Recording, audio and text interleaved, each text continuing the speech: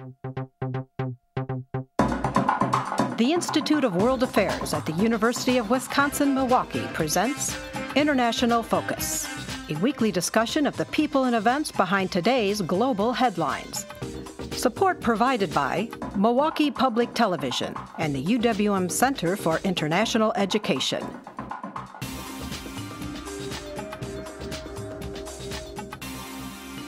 Now here's your host, Doug Savage. Welcome to International Focus. In the days following the death of former British Prime Minister Margaret Thatcher, legions of admirers filled the media with heartfelt tributes. At the same time, Ding Dong the Witch is Dead from The Wizard of Oz became the top downloaded song at Amazon UK. Clearly, opinions about Mrs. Thatcher's tenure at number 10 differ.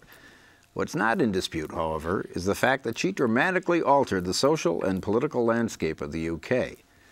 Our guest today has elsewhere argued that Lady Thatcher also prepared the ideological ground for the austerity policies that dominate today's European Union and provide inspiration for like-minded politicians in this country. Jeffery Sommers is an associate professor of political economy at the University of Wisconsin-Milwaukee and is visiting faculty at the Stockholm School of Economics in Riga. He's also co-editor of the forthcoming book, Contradictions of Austerity, due out in January 2014. Well, Jeff, welcome back to International Focus. Thank you very much, Doug. Well, I guess the fundamental question is, did Margaret Thatcher save the UK or did she destroy it? And perhaps before we start our discussion, we can look at a clip. You'll see two speakers, first being the current MP, David Cameron, from Thatcher's Conservative Party, and Labour MP Glenda Jackson, who some viewers may remember from her film career. So if we could, maybe we could take a look at that clip. As our first woman Prime Minister, Margaret Thatcher succeeded against all the odds. And the real thing about Margaret Thatcher is that she didn't just lead our country, she saved our country. And I believe she'll go down as the greatest British peacetime Prime Minister. Legacy will be the fact that she served her country so well and she saved our country and that she showed immense courage in doing so. Mr. Speaker, when I made my maiden speech, all in this chamber, a little over 2 decades ago, Margaret Thatcher had been elevated to the other place. But Thatcherism was still wreaking, as it had wreaked for the previous decade, the most heinous social, economic and spiritual damage upon this country, upon my constituency and my constituents. But the basis to Thatcherism, and this is where I come to the spiritual part of what I regard as the desperately wrong track that that Thatcherism took this country into, is that we were told that everything I had been taught to regard as a vice, and I still regard them as vices, under Thatcherism was in fact a virtue. Greed, selfishness, no care for the weaker, sharp elbows, sharp knees, they were the way forward.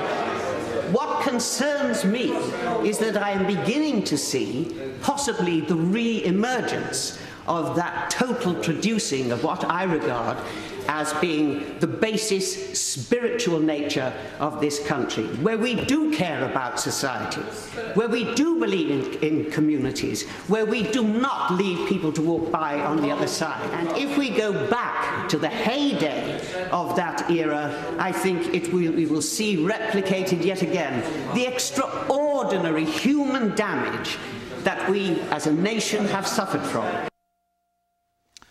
Well, not a great deal of common ground between those positions. So what do we think? Did Margaret Thatcher destroy the UK or save it? Well, in the short term, she actually did save it. In the long term, I think she destroyed it, and perhaps she might even bring the global economy down. So that's my unbiased, I guess, perspective or view on the situation.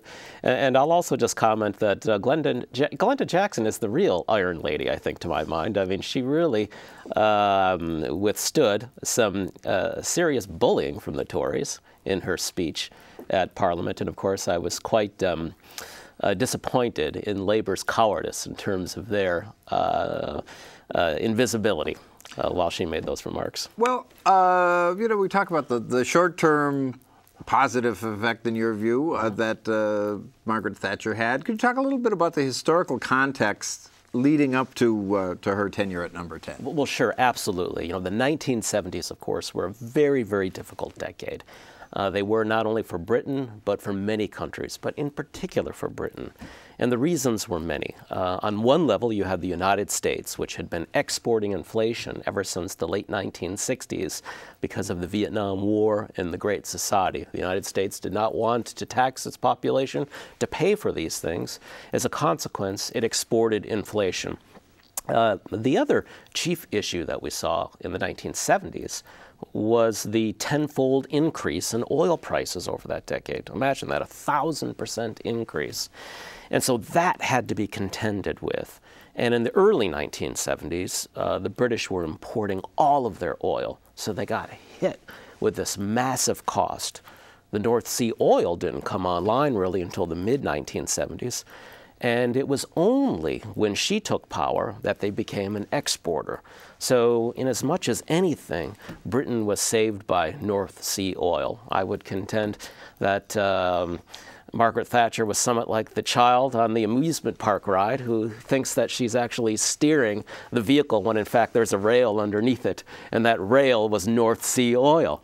And that's what really, really saved her. Now, there were other factors as well, but let's just say that it was more than her decisions that came to the rescue of the British economy.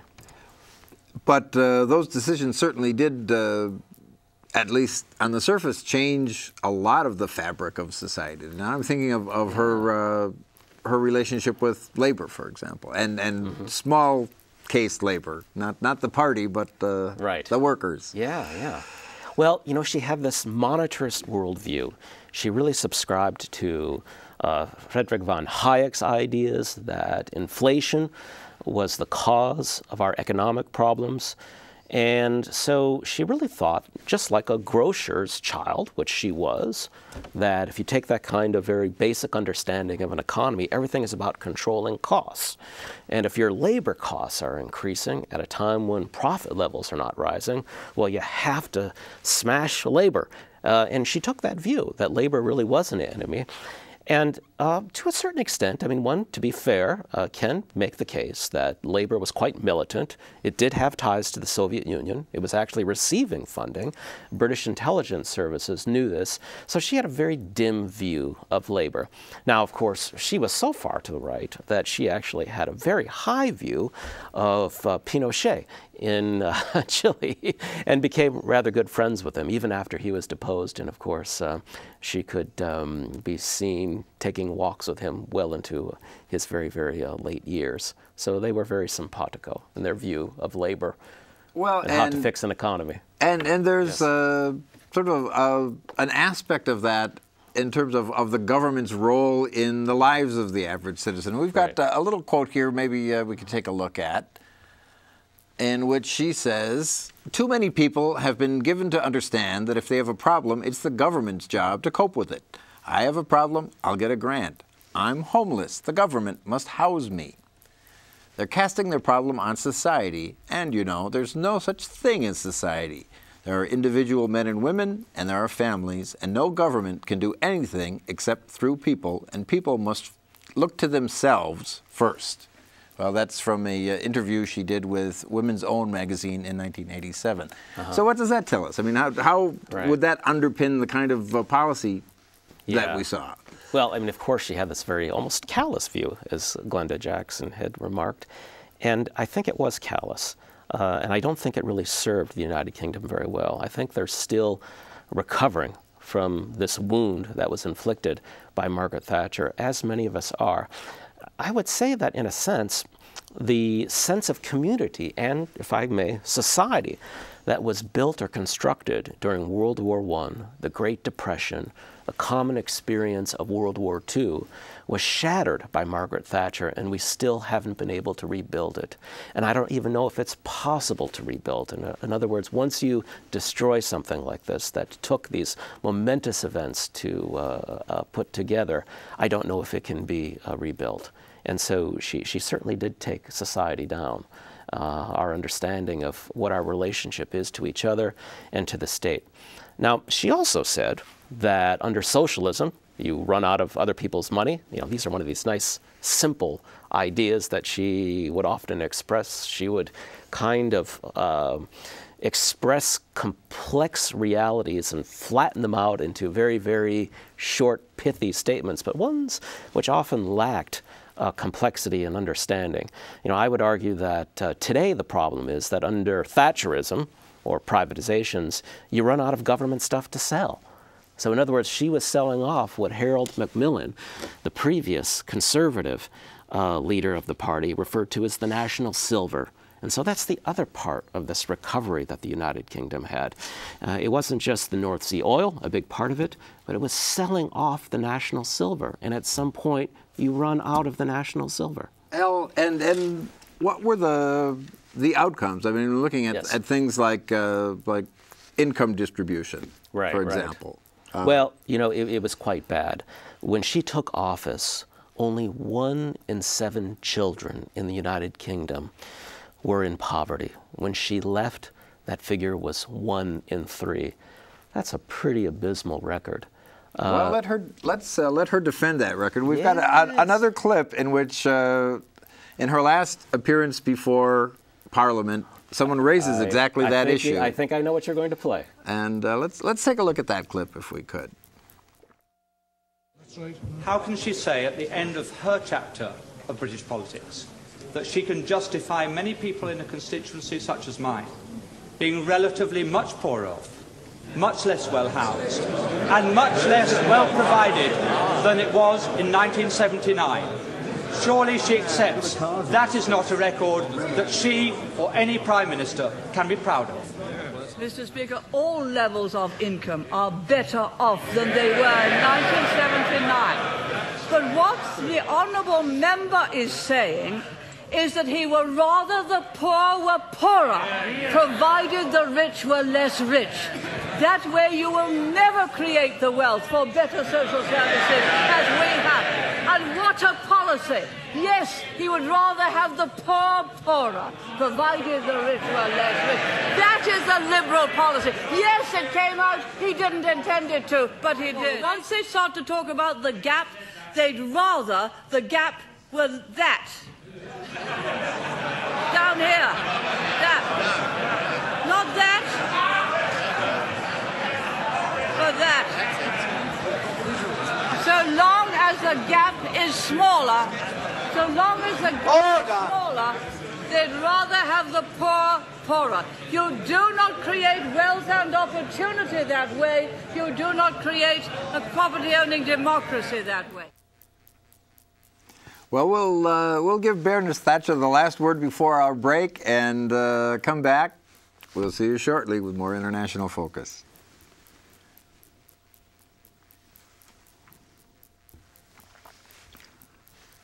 Community with a range of public programs relating to global issues, U.S. foreign policy, and the world economy. For more information about the Institute of World Affairs, call 414-229-3220 or visit our website at www.iwa.uwm.edu.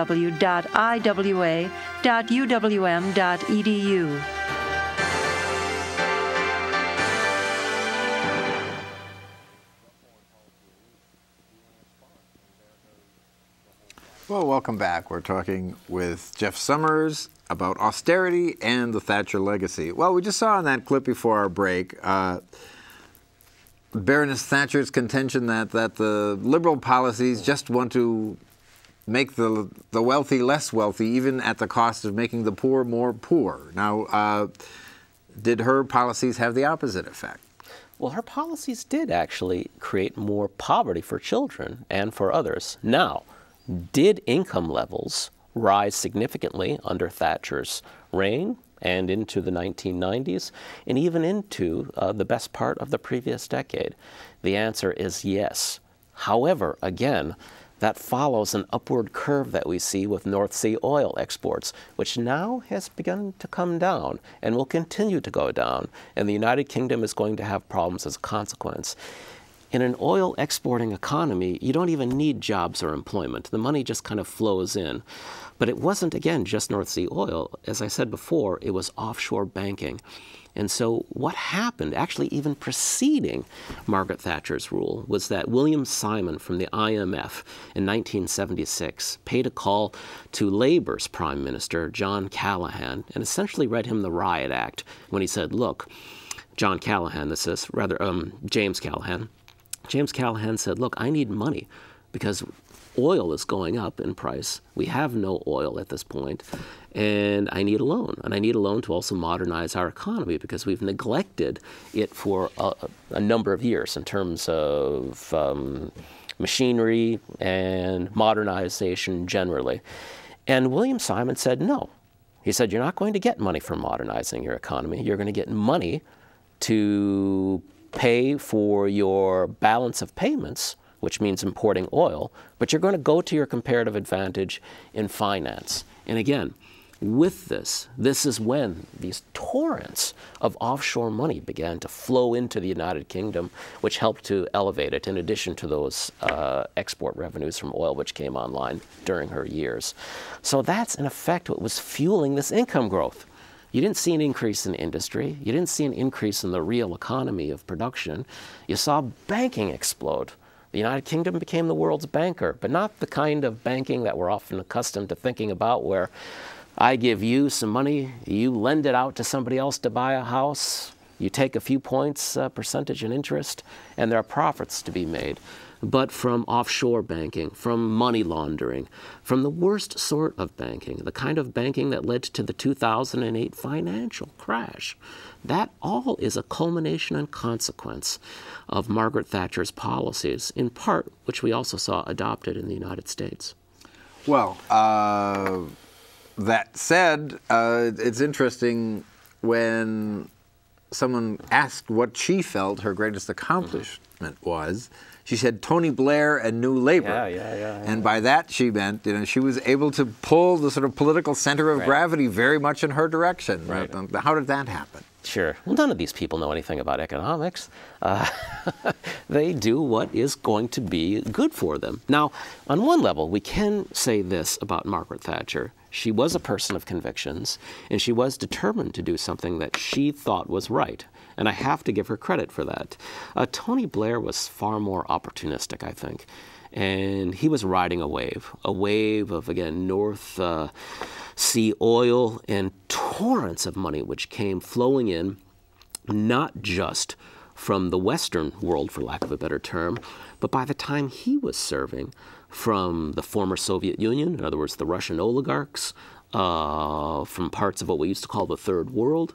So money was just coming in huge torrents, lifting up that economy. And so it all seemed good for a while. Everyone was making money. If you were into speculation, if you were selling derivatives, you were doing quite well. Well, and it'd be interesting to talk a little bit about the extent to which New Labour under Blair was a departure from old Labour. I mean, there was a clause in the constitution of the party that had to be changed to accommodate this. Can you talk a little bit about that? Yeah, well, absolutely.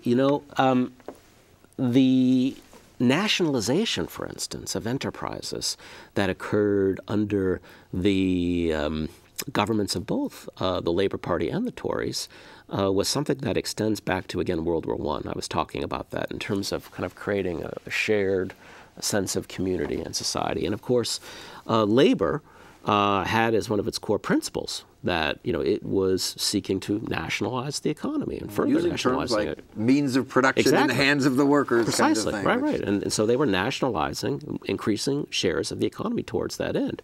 And they had to shed that, of course, by the time that we get to this new vision of New Labour. By the time we get to Tony Blair, Britain really is fully deindustrialized. I mean, there isn't really industry to speak of. I mean, there are boutique industries, but nothing like there once were. Now, that doesn't mean that with old labor that we could have continued along that trajectory. Clearly not. You had an economy in the 1970s which increasingly was subsidizing state enterprises which were increasingly being run at a loss. Now, I think what most of the British people really wanted was to put an end to that. And this kind of mirrors a little bit of what we saw in Wisconsin as well, with this discussion about education and teachers and public workers. There was a sense that public workers had used government, they had put their people in power through giving money to politicians and political parties to get their people in power, then to get the policies that they wanted. Well, you saw that in the United Kingdom in the 1970s, but on a much larger scale than here. And ultimately, the public did grow weary of that, and they wanted something different. But did they want what Thatcher delivered, which was this radical privatization model? Well, the surveys say no. What they just wanted was a better regulated economy. They wanted an economy in which labor unions, at least in terms of how they were behaving, were not quite as powerful. But they did not necessarily want what Thatcher ultimately delivered. So I want to get to sort of the wider European current picture, if we could, in the time that we have left. And so how much does sort of austerity and that constellation of policies really mirror Thatcherism? Yeah. Well, in a sense, it's interesting that we have the old statement that history doesn't repeat itself, but it rhymes. And in a sense, I mean, we're seeing not a direct repetition of history, but a rhyming of it, a kind of inverse cycle, if you will. And we see, just as we saw in the 1970s in terms of government's inability to deal with the crisis which they then were confronting, which was one of hyperinflation. And trying the old solutions and them really not working. In other words, they were trying the New Deal kind of solutions to the crisis from the 1930s and then trying to apply it to the 1970s. And in a sense, today, we see governments trying to apply the solutions to the 1970s crisis today, and they are not working. So it's as if politicians are busying themselves building a Maginot Line of sorts, and it's just not working against the new threat. And the new threat is very different than the old one. It now is, in effect, inequality, which is a threat, contra the remarks of Margaret Thatcher. Well, are the winners and losers the same in both situations? Yeah. Well, to a certain extent, yes, and to a certain extent, no. People in finance are losing. And let me rephrase that. They're poised to lose if this situation continues. I mean, they continue to just reap huge rents and windfalls. But this economy, as it's currently structured, cannot continue to deliver those rents and ultimately will collapse. Industry certainly has lost. But we may be on the cusp of a reorientation of our thinking, one which is, again, more towards the idea that we have to have a real economy with real production, and they might become new winners. In terms of the winners and losers from Margaret Thatcher's time, and thinking about her middle-class supporters, so not looking at the commanding heights of this, the people who really, again, cashed in, the underwriters of the privatizations, which were a disaster, by the way. And again, one of the interesting phenomena were, much like we had Reagan Democrats around the same time, there were traditional labor supporters who went with Thatcher's Conservative Party. Precisely. And again, the people who initially benefited from this were people, for instance, who privatized their council homes. So you were able to buy the residence that you previously were renting and to get it at a good price. So you might get an apartment at, say, £20,000 in central London, and then 2 decades later, or a decade and a half even later, sell it for £350,000. Now, that's great if you bought at that time, but what if you're the next generation of the middle class that wants to live in London? You work in London and you want to live there. No longer are you going to get a flat at £20,000. You're now going to have to cough up 300,000 euros, or I should say again, pounds. You're going to, yes, especially with Margaret Thatcher, right? You're going to have to go to the banks. You're going to have to get a huge mortgage. And the reality is, you're not going to be able to finance it anyway, so you're going to have to go and live an hour and a half outside of the city, and you're going to have to take privatized rail to get out there, and so you're going to be paying much higher prices, even for the transportation, than you formerly did. So it's many of the conservatives like to say that we are, damaging our children through all of this debt and all the rest. But what, in effect, was the outcome of these policies was to kick the costs down the road to their children. So political support was built through, again, privatizing council houses, the low taxes, actually, as well. Because Margaret Thatcher was privatizing all of these state enterprises, the money was flowing in, she could keep taxes down. But now, again, we're at a point where the costs have come to be paid. The bill has come to be paid. And the middle class is suffering horribly today with increased utility costs, increased transportation costs, and unaffordable housing. All of it is attributable to Thatcherism. Well, we've got less than a minute left, and in less than a minute, Margaret Thatcher's legacy. Well, Margaret Thatcher's legacy was to really divide society, as we saw Lyndon Jackson say so powerfully. Again, to my mind, the real Iron Lady. It was. Well, I guess we're going to have to leave it at that very terse wrap-up. To our viewers, see you next time with more International Focus.